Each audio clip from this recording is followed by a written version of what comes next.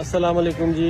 ये है वो टाइगर जिसने कुछ अर्सा पहले बंदे को ज़ख्मी किया था और उसको मौत के घाट उतारा था।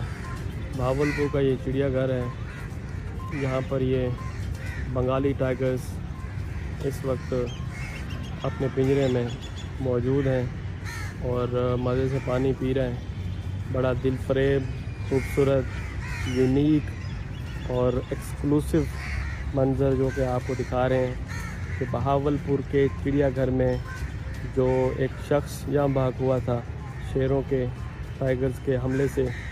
ये है वो, गौर से देखें, ये है वो टाइगर जिसने उस शख्स को मौत के घाट उतारा था और इस वक्त मज़े से पानी पी रहे हैं, टहल रहा है। मुझे लगता है ये बीमार